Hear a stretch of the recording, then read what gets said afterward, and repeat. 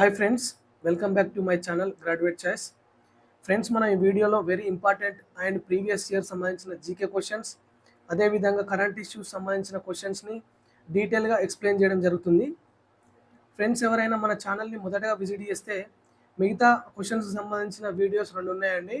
వాటికి సంబంధించిన లింక్ నేను మీకు డిస్క్రిప్షన్ బాక్స్లో అందిస్తాను, అక్కడ చూడండి. ఓకే ఫ్రెండ్స్, మనము ఫస్ట్ క్వశ్చన్లోకి మూవ్ అయితే, కింది రాష్ట్రాల్లో కర్కట రేఖ వెళ్ళని రాష్ట్రాన్ని గుర్తించండి. ఈ కర్కట రేఖనే మనము 23.5 ఉత్తర అక్షాంశం అంటామండి. ఉత్తర అక్షాంశం, దీన్ని ఇంగ్లీష్లో ట్రాపిక్ ఆఫ్ క్యాన్సర్ అని కూడా అంటారండి, గుర్తుంచుకోండి. ఇది మన భారతదేశం నుండి 8 రాష్ట్రాల గుండా వెళ్తుందండి. వెరీ వెరీ ఇంపార్టెంట్ క్వశ్చన్ అండి, చాలా ఎగ్జామ్లో ఈ క్వశ్చన్ రావడం జరిగింది. ఈ 8 రాష్ట్రాలు ఏంటంటే గుర్తుంచుకోవడానికి కొంచెం చాలా కష్టం అండి, ఎందుకంటే ఇక్కడ మనకి నార్త్ ఈస్ట్ స్టేట్స్ కూడా ఉంటాయి. కాబట్టి దీనికోసం నేను మీకు ఒక కోడ్ చెప్తానండి. కోడ్ గుర్తుంచుకోండి, మీకు ఈ క్వశ్చన్ ఈజీగా ఉంటుంది, ఎందుకంటే వెరీ వెరీ ఇంపార్టెంట్ క్వశ్చన్ ఇది. కోడ్ వచ్చేసి రాచ గుమ జా పత్రిమి. రాచగుమ జాపత్రిమి అండి కోడు. ఈ రాచగుమ జాపత్రిమి అంటే రా అంటే రాజస్థాన్, చా అంటే ఛత్తీస్గఢ్, గు అంటే గుజరాత్, మా అంటే మధ్యప్రదేశ్, మహారాష్ట్ర కానీ మధ్యప్రదేశ్, జా అంటే జార్ఖండ్, పా అంటే పశ్చిమ బెంగాల్, త్రీ అంటే త్రిపుర, మీ అంటే మిజోరం. సో మీరు ఇంకా కన్ఫ్యూజ్ అవుతారా, మ్యాప్ కూడా ఇవ్వడం జరిగిందండి. ఇక్కడ చూడండి, ఇట్లా ఇట్లా వెళ్తుంది, ఇక్కడ లాస్ట్కి మిజోరం. ఇంకా క్వశ్చన్ ఇంకా ఎట్లా అడుగుతారంటే, ఇగో ఈ కర్కట రేఖ అనేది ఏ రాష్ట్రం గుండా ఇంకా ఎక్కువ వెళ్తుందని అడుగుతాడు. అది అందులో కూడా మనం ఇక్కడ మీకు అబ్జర్వ్ చేయాలండి, మధ్యప్రదేశ్ గుండా ఎక్కువ డిస్టెన్స్ వెళ్తుంది, అదేవిధంగా తక్కువ డిస్టెన్స్ వచ్చి రాజస్థాన్ గుండా వెళ్తుందండి. ఓకే, సో ఇప్పుడు మనం మళ్ళొకసారి మీకు ఈ కోడ్ చెప్తాను. రాచగుమ జాపత్రిమి, రాజస్థాన్, ఛత్తీస్గఢ్, గుజరాత్, మధ్యప్రదేశ్, జార్ఖండ్, పశ్చిమ బెంగాల్, త్రిపుర, మిజోరం. ఓకే, మన ఆప్షన్ చూస్తే రాజస్థాన్ ఉందండి, పశ్చిమ బెంగాల్ ఉంది, గుజరాత్ ఉంది. సో నాగాలాండ్ అనేది గుండా వెళ్ళదు ఇది కర్కట రేఖ అనేది. సో ఆన్సర్ వచ్చేసి నాగాలాండ్. ఓకే, నెక్స్ట్ క్వశ్చన్ వచ్చేసి, కన్హా జాతీయ పార్క్ ఎక్కడ గలదు? జాతీయ పార్క్ అనేది ఆర్ఆర్బి ఎగ్జామ్స్, ఎస్ఎస్సి ఏ ఎగ్జామ్కైనా కూడా జాతీయ పార్క్ అనేది ఒక క్వశ్చన్ ఉంటుందండి, కాబట్టి ప్రతిసారి ఇవ్వడం జరుగుతుంది. ఈ కన్హా జాతీయ పార్క్ అనేది మనకి ఎక్కడ గలదంటే మహారాష్ట్ర, మధ్యప్రదేశ్, జమ్మూ కాశ్మీర్ అండ్ కర్ణాటక. మనకి ఇది మధ్యప్రదేశ్లో గలదండి. నేను మీకు మధ్యప్రదేశ్ సంబంధించిన ఇంకా రిలేటెడ్ జాతీయ పార్కుల గురించి కూడా మీకు ఇక్కడ చెప్తాను, ఒకసారి చూడండి. మనకి మధ్యప్రదేశ్లో ఈ కన్హా, నెక్స్ట్ పన్నా ఉంటుందండి, కన్హా, పన్నా, అదేవిధంగా పెంచు, ఈ 3. నెక్స్ట్ సాత్పురా ఉంటుందండి, సాత్పురా నేషనల్ పార్క్, అదేవిధంగా వనవిహార్ నేషనల్ పార్క్, అదేవిధంగా Bandhavgarh national park. Next Bandhavgarh తర్వాత మాధవ్ ఉంటుంది, Madhav national park. Next Sanjay national park ఉంటుందండి. సంజయ్ నేషనల్ పార్క్ ఏమో మధ్యప్రదేశ్, సంజయ్ గాంధీ నేషనల్ పార్క్ ఏమో మహారాష్ట్ర, సంజయ్ ఏమో మధ్యప్రదేశ్, అదేవిధంగా సంజయ్ గాంధీ మహారాష్ట్ర. గుర్తుంచుకోండి, కన్ఫ్యూజ్ కాకండి ఇక్కడ, అందుకే చెప్తున్నా. సో మీరు ఇది గుర్తుంచుకోవాలంటే ఇక సీక్వెల్ చూడండి. కన్హా, పన్హా, పెంచ్, చిన్న వర్డ్స్, కన్హా, పన్హా, పెంచ్. నెక్స్ట్ సాత్పురా, వన్ విహార్, అదేవిధంగా బాంధవ్గర్, మాధవ్, అదేవిధంగా సంజయ్.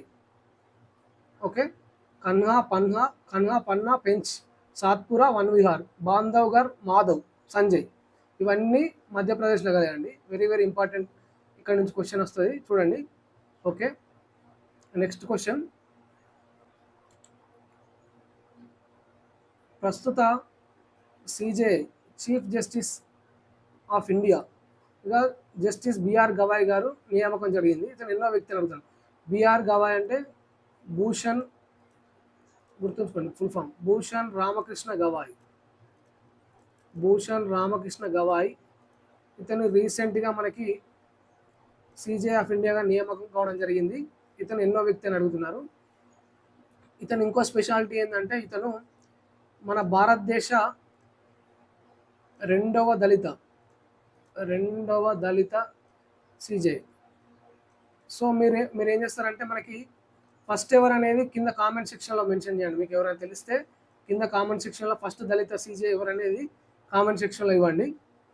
సో ఇక్కడ జస్టిస్ బిఆర్ గవాయ్ గారు మనకి వచ్చేసి 52వ ప్రధాన న్యాయమూర్తి అండి, గుర్తుంచుకోండి. అడుగుతారు ఇది. లాస్ట్ టైం మనకి టీఎస్పీఎస్ అనేది గ్రూప్ 2 క్వశ్చన్లో కూడా రావడం జరిగింది. ఈ క్వశ్చన్ అంటే ఈ క్వశ్చన్ కాదు, అంటే ఇట్లా ఎన్నో సీజే అనేది రావడం జరిగింది. ఇతను వచ్చేసి 52 సీజే, గుర్తుంచుకోండి. అదేవిధంగా రీసెంట్గా రిటైర్ అయిన సీజే 51 ఎవరంటే సంజీవ్ ఖన్నా. ఇది కూడా గుర్తుంచుకోండి. సంజీవ్ ఖన్నా 51, 52 బిఆర్ గవాయ్. ఇతను రెండవ దళిత సీజే. మీరు ఏం చేస్తారంటే ఫస్ట్ సీజే ఎవరు అనేది, ఫస్ట్ దళిత సీజే ఎవరు అనేది కింద కామెంట్ సెక్షన్లో నాకు తెలియజేయండి, కామెంట్ చేయండి. ఓకే, నెక్స్ట్ క్వశ్చన్ వచ్చేసి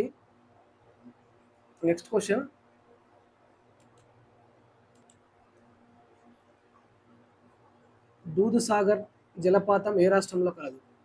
ఇది last time RRB group D ఎగ్జామ్లో వచ్చిందండి, 2019 నోటిఫికేషన్లో వచ్చేసి దూద్సాగర్ జలపాతం అనేది మనకి మహారాష్ట్ర, కర్ణాటక, గోవాలో కలదండి. ఇది చూడండి, ఈ గోవా ఒక్కొక్కసారి కొంచెం రిలేటెడ్ కర్ణాటక కూడా కొంచెం టచ్ ఉందని అంటున్నారు. చూడండి, కాకపోతే ఆప్షన్ వచ్చేసి ఎక్కువ గోవానే. సో ఆన్సర్ వచ్చి గోవా. అదేవిధంగా కొన్ని కర్ణాటకలో ఫేమస్ జలపాతాలు చూస్తే మనకి కుంచికల్ జలపాతం అండి. కుంచికల్ జలపాతం ఇది భారతదేశంలో అత్యంత ఎత్తైన జలపాతం. ఎంత అంటే 455 మీటర్లు ఉంటుందండి. ఇది భారతదేశంలో అత్యంత ఎత్తైన జలపాతం కుంచికల్. ఎక్కడుందండి? కర్ణాటక. అదేవిధంగా జోగు జలపాతం కూడా కర్ణాటకలో కలదు. ఓకే, ఇప్పుడు మన క్వశ్చన్ దూద్సాగర్ జలపాతం అనేది answer Goa. Okay, next question.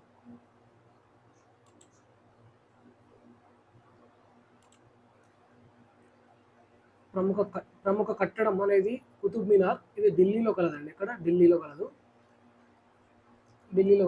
దీన్ని నిర్మించిన రాజు ఎవరు? ఫస్ట్ దీని హైట్ ఎంత అనేది చూద్దాం ఒకసారి. దీని హైట్ అనేది మనకి 72 మీటర్స్ అండి, గుర్తుంచుకోండి. ఇది కూడా ఎగ్జామ్లో వచ్చింది, 72 మీటర్స్. ఓకే, కుతుబ్ మినార్ హైట్ ఎంత అంటే 72 మీటర్స్. దీన్ని ఫస్ట్ ఫౌండేషన్ వేసింది కుతుబుద్దీన్ ఐబక్ అండి. ఫౌండేషన్ వేసింది కుతుబుద్దీన్ ఐబక్. దీన్ని పూర్తి చేసింది వీళ్ళ అల్లుడు అనుకుంటా, ఇల్తుష్మిష్. దీన్ని కంప్లీట్ చేశాడు. ఓకే, నెక్స్ట్ దీనికి మరమ్మతులు చేసిందేమో ఫిరోజ్ షా తుగ్లక్. సో దీన్ని నిర్మించిన రాజు ఎవరంటే మనకి ఫౌండేషన్ స్టోన్ వేసింది Qutbuddin Aibak. So the answer is మనకి కుతుబుద్దీన్ ఐబక్. ఓకే, కుతుబుద్దీన్ ఐబక్ని నిర్మాణం స్టార్ట్ చేసింది, కుతుబ్ మినార్ నిర్మాణం స్టార్ట్ చేసింది కుతుబుద్దీన్ ఐబక్, పూర్తి చేసింది ఇల్తుష్మిష్, అండ్ రిపేర్లు చేసింది ఫిరోజ్ షా తుగ్లక్. దీని హైట్ వచ్చేసి 72 మీటర్స్. Next question. కింది వాటిలో భారత రాష్ట్రపతికి లేని వీటో అధికారాన్ని గుర్తించండి. మన రాష్ట్రపతి ఉంటారు, ప్రెసిడెంట్కి లేని వీటో అధికారాన్ని గుర్తించండి. ఈ వీటో అధికారానికి వచ్చేసిన ఆర్టికల్ ఎంత అండి? Article number 111. గుర్తుంచుకోండి, ఇంపార్టెంట్ ఆర్టికల్. ఈ 111 ప్రకారం మన రాష్ట్రపతి పార్లమెంట్ ఆమోదం తెలిపి నా బిల్లులు రాష్ట్రపతికి సెండ్ చేయడం జరుగుతుందండి, ప్రెసిడెంట్కి సెండ్ చేయడం జరుగుతుంది. వీటిలో దాన్ని ఒక 4 వీటో అధికారాలు ఉంటాయి అతనికి. సో దాంట్లో వీటిని ఎక్కడి నుంచి వీటో అధికారం మనం ఎక్కడి నుంచి తీసుకున్నామంటే యూఎస్ఏ నుండి తీసుకోవడం జరిగింది. సో మన భారత రాష్ట్రపతికి లేని వీటో అధికారం ఏందనేది క్వశ్చన్లు అడిగాడండి. ఒకసారి మనకి ఉన్నాయేందని తెలిస్తే లేదనేది మనం తెలుసుకోవడం జరుగుతుంది ఈజీగా. ఓకే, ఈ అబ్సల్యూట్ వీటో అంటే పార్లమెంట్ ఆమోదం తెలిపిన బిల్లు రాష్ట్రపతి ఆమోదం తెలపకుండా తిరిగి రిటర్న్ పంపడాన్ని అబ్సల్యూట్ వీటో అంటారండి. అదేవిధంగా పాకెట్ వీటో అంటే అతను పార్లమెంట్ పంపించిన బిల్లుని ఆమోదం తెలపకుండా రిజెక్ట్ చేయకుండా తన జేబులో పెట్టుకోవడాన్ని పాకెట్ వీటో అంటారండి. అదే సస్పెన్సివ్ వీటో అంటే ఆ బిల్లులకి సంబంధించిన చేంజెస్ ఏమైనా ఉంటాయి కానీ చేంజెస్ కోసం అదేవిధంగా ఇంకా వేటి కోసం తిరిగి పంపడం, అంటే అది రిజెక్ట్ చేసినట్టు కాదు, యాక్సెప్ట్ చేసినట్టు కాదండి, చేంజెస్ కోసం పంపడాన్ని సస్పెన్సివ్ వీటో అంటారండి. క్వాలిఫైడ్ వీటో అనేది మన ప్రెసిడెంట్కి లేదండి, ఇది యుఎస్ఏ ప్రెసిడెంట్కి ఉంటుంది. సో ఆన్సర్ వచ్చేసి క్వాలిఫైడ్ వీటో. ఓకే, ఆర్టికల్ 111 ప్రకారం వీటో చేసే అధికారం ఉంటుంది రాష్ట్రపతికి. అబ్సల్యూట్ వీటో అంటే తిరిగి రిటర్న్ పంపడం, ఆమోదించకుండా తిరిగి రిటర్న్ పంపడం అబ్సల్యూట్ వీటో. పాకెట్ వీటో అంటే తన యొక్క రెస్పాన్స్ ఏది తెలియజేయకుండా తన జేబులో పెట్టుకోవడం పాకెట్ వీటో. సస్పెన్సివ్ వీటో అంటేనేమో చేంజెస్ కోసం రిటర్న్ పంపడం సస్పెన్సివ్ వీటో. క్వాలిఫైడ్ వీటో అనేది మన రాష్ట్రపతికి లేదండి. నెక్స్ట్ క్వశ్చన్ వచ్చేసి 23 గుర్తుంచుకోండి, ఇంపార్టెంట్ ఇది, ఇక్కడ గుర్తుంచుకోండి. 23rd లా కమిషన్ చైర్మన్గా నియామకమైన వ్యక్తి ఎవరు? 23వ లా కమిషన్, వీరి పదవి కాలం వచ్చేసి 3 years ఉంటుందండి. ఎప్పటి వరకు అంటే ఆగస్టు 31, 2027 వరకు వీరు పదవిలో ఉంటారు.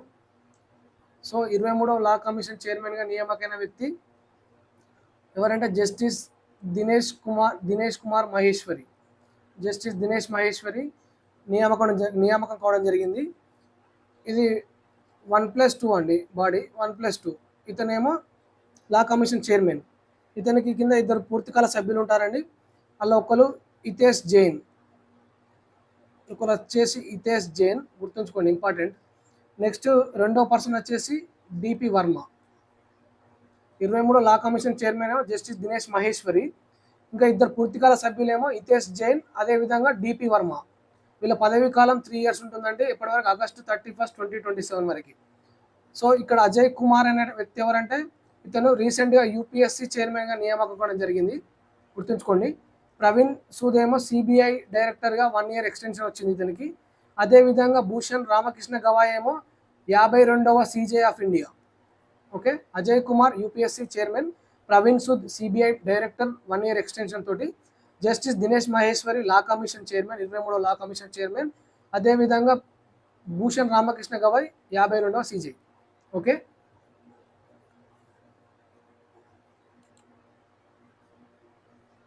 నెక్స్ట్ క్వశ్చన్ నీతి ఆయోగ్ గురించి అండి. నీతి ఆయోగ్, ఈ నీతి ఆయోగ్ అనేది మనకి ప్రణాళిక సంఘం స్థానంలో రావడం జరిగింది. ఇది ఎప్పుడు ఏర్పాటు చేశారని కూడా అడుగుతారండి, డేటు గుర్తుంచుకోండి, ఇంపార్టెంట్ ఇది. ఎప్పుడంటే 1 January 2015లో ఏర్పాటు చేయడం జరిగింది. దీని చైర్మన్ ఎవరు ఉంటారండి? చైర్మన్ వచ్చేసి పిఎం ఉంటాడండి. ఎవరు పిఎం అయితే వాళ్ళు, ఇప్పుడు నరేంద్ర మోడీ ఉంటారండి.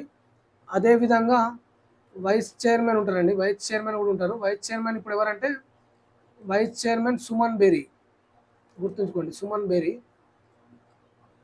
రీసెంట్ డేటా ఇది, సుమన్ బేరీ. అదేవిధంగా సిఈఓ ఉంటాడు. సిఈఓ అంటే సిఈఓ ఎవరు? BVR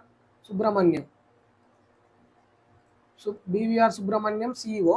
vice chairman Suman Bery, chairman Narendra Modi. ఎప్పుడు ఏర్పాటు చేశారు? 1 January 2015. దేని స్థానంలో? ప్రణాళిక సంఘం స్థానంలో. ఇంతకీ నీతి ఆయోగం అంటే ఏంటండి? National institution for transforming India, గుర్తుంచుకోండి, national institution for transforming India.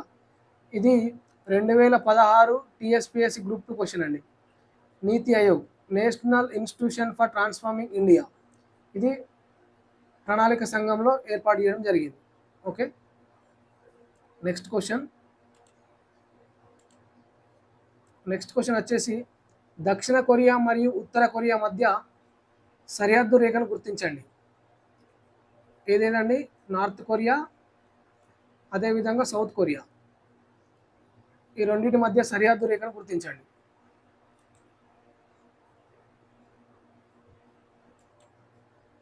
ఇలాంటి క్వశ్చన్ కూడా మనకి ఆర్ఆర్బి గ్రూప్ డి ఎగ్జామ్లో వచ్చింది 2018లో. సో ఇక్కడ 31st ప్యారలల్ లైన్ అనేదేమో ఇరాన్ అండ్ ఇరాక్ అండి, ఇరాన్ అండ్ ఇరాక్ మధ్యలో ఉంటుంది. సో 49 ఏమో యుఎస్ఏ అండ్ కెనడా. 31st ఏమో Iran Iraq, 49 USA and Canada. ఇగో 38 వచ్చేసి దక్షిణ కొరియా మరియు ఉత్తర కొరియా. ఇక్కడ మ్యాప్లో చూడండి, నార్త్ కొరియా అదేవిధంగా సౌత్ కొరియా, ఈ రెండింటి మధ్యలో ఉంది 38th ప్యారలల్. ఓకే, సో మన ఆన్సర్ వచ్చేసి 38th ప్యారలల్ అనేది దక్షిణ కొరియా మరియు ఉత్తర కొరియా మధ్య సరిహద్దు రేఖ. నెక్స్ట్ క్వశ్చన్ వచ్చేసి అంబుబాచి మేళను ఏ రాష్ట్రంలో జరుపుకుంటారు? ఈ పండుగలు, మేళలు, ఫెస్టివల్స్ అండ్ మేళలు వెరీ వెరీ ఇంపార్టెంట్ అండి. పండుగలు, మేళలు మన ప్రీవియస్ క్వశ్చన్లో హీరాకుండ్ మేళా ఎక్కడ జరుపుకుంటారని కూడా అడగడం జరిగింది. సూరజ్ కుండ మేళ ఎక్కడ జరుపుకోవడం జరిగిందని అడగడం జరిగింది. సో అది హర్యానా. సూరజ్ కుండ ఏమో హర్యానా. ఇక్కడ అంబుబాచి మేళనేమో ఆన్సర్ అస్సాంలో జరుపుకుంటారు. ఈ అస్సాంలో అంబుబాచి మేళాతో పాటు ఇంకోటి ఫేమస్ ఫెస్టివల్ బిహు కూడా జరుపుకుంటారు. ఇది చాలా క్వశ్చన్స్ రావడం జరిగింది. రిపీటెడ్ క్వశ్చన్గా ఇది చాలా ఎగ్జామ్స్లో జరుగుతుంది. బిహు ఫెస్టివల్ ఎక్కడ జరుపుకుంటారంటే అస్సాం.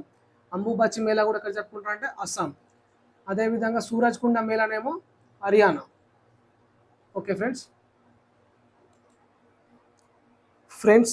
ఈ వీడియో మీకు నచ్చిందని అనుకుంటున్నాను. మీకు నచ్చితే లైక్ చేయండి, అదేవిధంగా చాలామందికి షేర్ చేయండి. మరియు నా యొక్క ఛానల్ గ్రాడ్యుయేట్ ఛాయిస్ని సబ్స్క్రైబ్ చేయడం మర్చిపోకండి. నేను ఎంతో కష్టపడి మీకు ఈ వీడియోలు నేనే సొంతంగా క్వశ్చన్స్ రెడీ చేసి మీకు అందివ్వడం జరుగుతుంది. సో మీరు ఛానల్ని సబ్స్క్రైబ్ చేయడం మాత్రం మర్చిపోకండి. మీ సక్సెస్కి ప్రతి స్టెప్లో నేను మీతో ఉంటాను. Okay, thank you friends.